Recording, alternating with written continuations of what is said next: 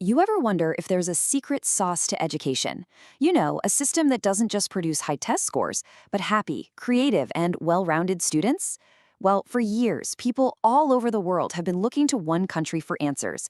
Let's dive in and see what they found.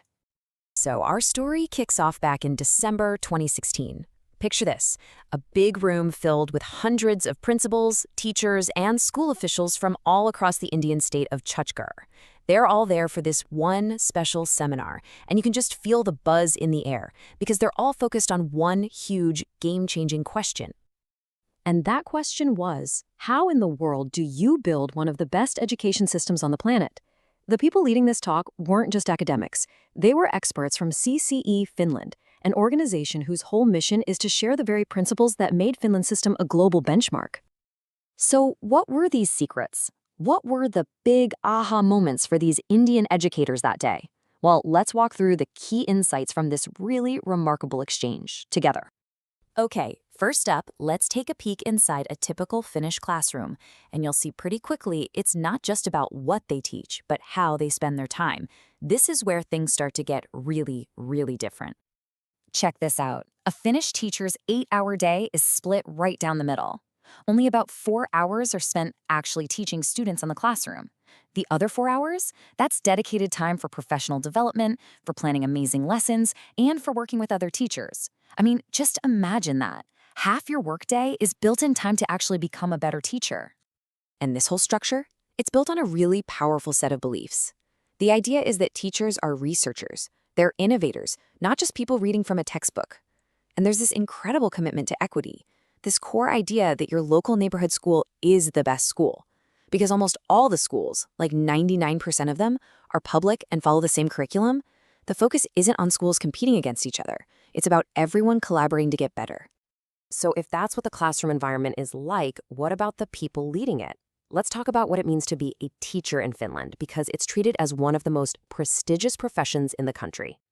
First off, becoming a teacher there is no joke. It requires a minimum of 5 years of super rigorous, research-based university training to get a master's degree. This is not a job you just fall into. It's a really demanding academic and professional path you have to choose. Okay, so why would the best and brightest go down this tough road? You'd think the salary must be incredible, right? Well, get this. It's actually below the national average. The real pull, the real reason they do it, is the massive amount of professional respect and autonomy they're given. They are trusted completely as masters of their craft. And the result of all that trust and respect? Teaching becomes one of the most popular and sought-after careers in the entire country. It is so competitive that only the top 10% of university graduates even get accepted into the training programs. They literally get their pick of the nation's best minds. You know, at that seminar in India, the journalist Raghu Raman just captured this idea perfectly. He reminded everyone that doctors, engineers, scientists, every single one of them starts their journey in a classroom. Teaching isn't just another job, it's the source, the wellspring from which all other professions flow. All right, now we get to what might be the most radical idea of them all: Finland's whole approach to tests and grades.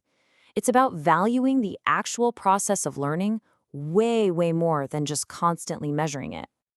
Okay, get ready for this one. In their entire 9 years of basic education, from first grade on, Finnish students take exactly one mandatory standardized exam. Just one. And that's at the very end of high school.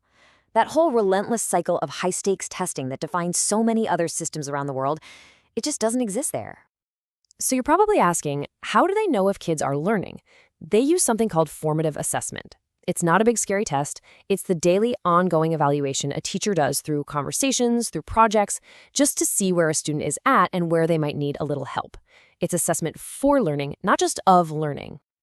And even that one big final exam is totally different. This is an actual prompt. It's not about memorizing dates or formulas.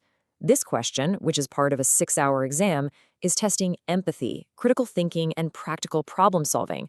It shows what a student can actually do with their knowledge, not just what they can remember.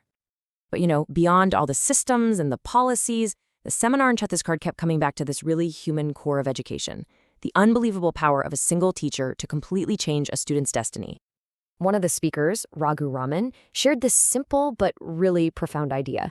He said a teacher's real job is to guide students up this ladder, to move them from just gossiping about people to discussing events, and finally to sharing and debating big ideas. The goal is to literally elevate the way their students think.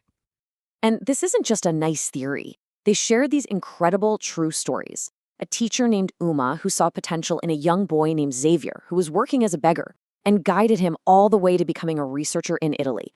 Or another teacher, Mary, who became like a mother to a student named John who was about to fail out, and he's now an engineer in America. I mean, this is the real-world impact we're talking about.